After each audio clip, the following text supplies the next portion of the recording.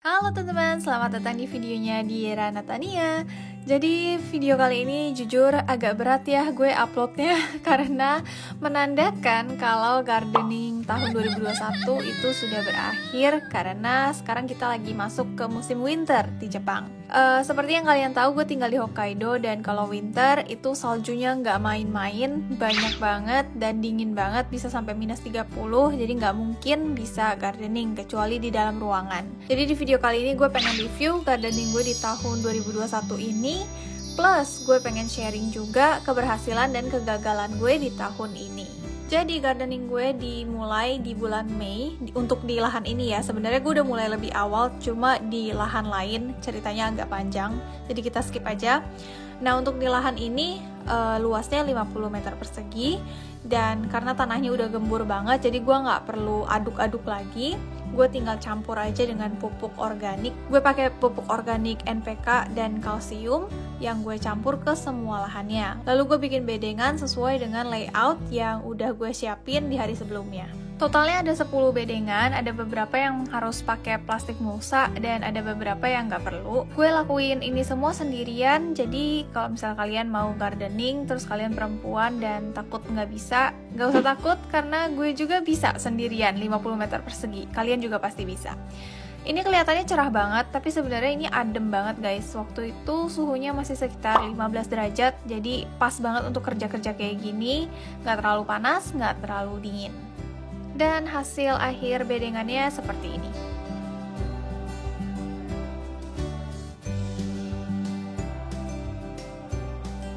Nah di waktu yang sama, waktu gue siapin bedengan, sebenarnya gue juga udah siapin tunasnya. Tunasnya tuh ada di rumah gue. Nah ini tunas-tunas cabe, terus ada tunas herbs. Yang sebelah kanan itu ada nasartium, dan yang di depan ada bunga marigold. Lalu sebelahnya ada chamomile, tapi chamomile belum keluar semua tunasnya. Nah ini gue bikin tunasnya banyak banget. Sebenarnya nggak perlu sebanyak ini kalau untuk lahan 50 meter persegi doang. Cuma karena ada drama di balik tunas-tunas ini, sebenarnya gue harus tanam di tempat lain, cuma nggak jadi. Jadi ya begitulah, gue bawa aja semuanya udah sekalian. BTW tray yang gue pakai untuk bikin tunas-tunas ini disebut dengan cell tray. Tapi nggak semua tunas itu gue bikin sendiri, ada juga yang gue beli. Karena udah kekurangan tempat banget untuk bikin tunas, jadi mendingan beli aja langsung. Cuma kalau beli sebenarnya lebih mahal sih, tapi ya apa boleh buat.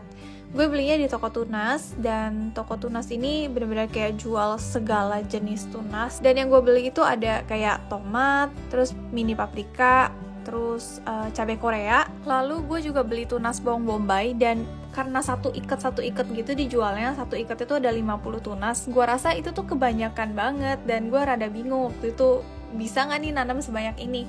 Terus setelah ditanam dan dipanen ternyata kurang guys, karena bawang bombay itu kepake banget, jadi harusnya tanam lebih banyak sih waktu itu.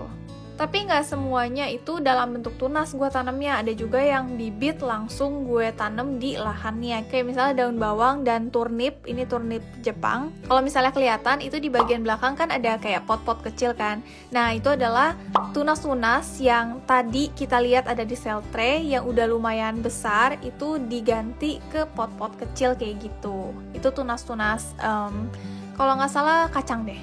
Dan setelah 3 minggu kemudian kira-kira, penampakannya jadi seperti ini, terlihat seperti lebih garden gitu ya. Tunas-tunas sudah semakin sehat. Ini adalah tunas lettuce ya, daun-daun selada. Karena gue suka banget makan selada, jadi gue tanam lumayan banyak nih selada. Lalu ada chamomile, ini tadi kita lihat tunasnya masih kecil banget. Terus udah dipindahin ke garden, dia langsung besar kayak gini. Setelah itu ada kentang. Kentang ini gue tanam juga dari bibit, dan di depan kentang itu ada jagung. Sebenarnya kalian bisa lihat ya, itu masih kecil banget. Lalu yang sebelah kanan gue itu bawang bombay guys, yang tadi barusan kita beli. Sebelah sini ada kacang. Ini kacang gue juga tanamnya dari bibit langsung ya. Terus ini gue tutup pakai tunnel kayak gini supaya lebih hangat, karena di daerah gue kan lumayan dingin. Ada wortel, dan wortelnya juga tanam dari bibit. Kalau wortel lebih baik langsung di lahan sih tanam bibitnya, jangan ditaruh di pot dulu atau cell tray untuk bikin tunas, mendingan langsung di lahannya aja. Lalu yang sebelah sini ada kayak terong, ada paprika, tomat, Terus itu bunga-bunga yang ada di sebelah kanan, itu bunga marigold yang tadi kita lihat tunasnya masih kecil-kecil, sekarang udah besar-besar dan sudah berbunga. Meskipun tumbuhannya masih kecil-kecil, tapi udah menunjukkan tanda-tanda pembuahan. Kayak mini paprika yang satu ini tuh udah ada yang berbuah juga. Dan setelah 3 minggu lagi, ya ampun, lihat dong, ini cantik banget. Jagung gue udah setinggi gue, lebih tinggi bahkan. Terus udah mulai berbuah kan, ini buahnya udah jelas banget. Dan menurut perkiraan, seminggu atau 2 minggu lagi ini tuh udah bisa dipanen guys. Cuma waktu itu ada drama dimakan hewan. Mungkin kalian juga udah nonton. Jagung-jagung gue semuanya ludes dimakan hewan. Lalu chamomile yang tadi masih kecil, ini udah besar banget dalam waktu 1 bulan. Nah, bulan Juli ini kayak klimaksnya garden gue karena udaranya kan udah makin hangat. Jadi tumbuhan tuh berlomba-lomba untuk pembuahan semua gitu. Jadi kita bisa panen banyak banget di bulan itu. Di bulan Juli dan Agustus kurang lebih gue hampir nggak pernah beli sayur di supermarket guys. Karena hampir setiap hari ada aja yang bisa dipanen dari garden. Lumayan banget sih untuk berhemat ya, apalagi tinggal di Jepang yang biaya sayurnya tuh lumayan mahal. Nah, keadaan garden gue yang kayak gini berlangsung sekitar 1-2 bulan sampai bulan Agustus karena masih hangat. Terus di bulan September ini udah mulai turun nih klimaksnya. Pertama ini kelihatan banget berantakan karena bulan September tuh gue kayak sibuknya minta ampun, jadi nggak bisa cabutin rumput liar. Tapi tetap masih bisa dipanen, ini itu lumayan banget. Dan bisa dilihat sebelah kanan itu bunga marigold masih sehat banget meskipun udah lama banget ya berbulan-bulan, tapi tambah sehat dan tambah berbunga terus. Di bulan ini kayak setengah dari kebun gue tuh semuanya udah dipanen, kayak edamame, terus bawang bombay, jagung, meskipun jagung bukan gue yang panen, terus kayak kentang, tomat, dan lain-lain itu semuanya udah selesai panen. Terus ada juga ubi ini rencananya akan dipanen nih di bulan November sebenarnya. Tapi sayangnya waktu masuk bulan November itu kayak ada beberapa hari, hampir seminggu, yang suhunya tuh dropnya parah banget sampai ke -7.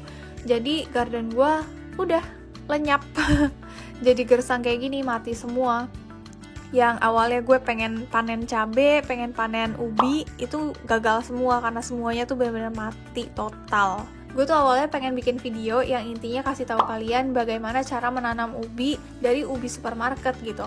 Cuma karena gagal, mohon maaf, jadi gue bahas sedikit aja di sini. Ini tunasnya gue bikin dari ubi yang gue beli di supermarket Jepang. Lalu ini kita masukin ke botol air mineral bekas, bagian bawahnya diisi air, dan kalau kita tunggu beberapa saat gitu ya, ditaruh di bawah sinar matahari kayak gini, ini akan tumbuh tunas guys dari bagian atas, lalu tumbuh akar juga di bagian bawah.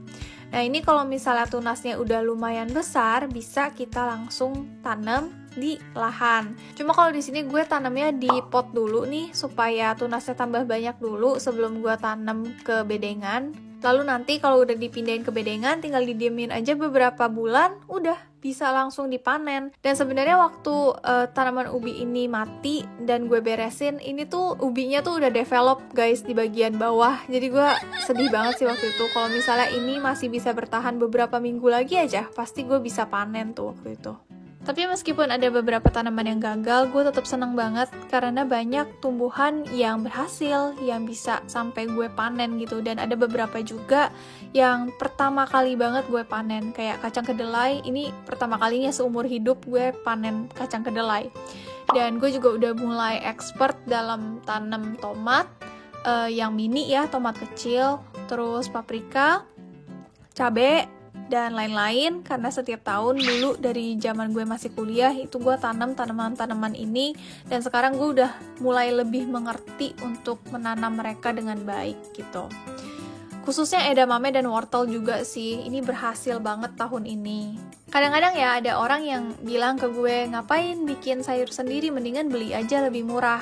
Tapi guys, sebenarnya bukan itu yang gue cari dalam berkebun. Kalau misalnya kita melihat dalam sisi ekonomi, ya mungkin memang beli dari petani lain tuh lebih murah daripada kita bikin sendiri.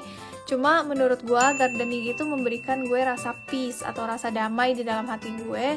Dan gue juga seakan-akan gitu diajarkan untuk sabar, melihat sebuah proses, dan akhirnya gue bisa mengapresiasi apa yang gue buat sendiri dari nol sampai benar-benar menjadi hasil gitu. Terus kalau kita ngomongin soal keberhasilan dan kegagalan gue. Pertama, keberhasilan gue ya sayur-sayur yang tadi gue berhasil panen, apalagi edamame dan wortel itu berhasil banget.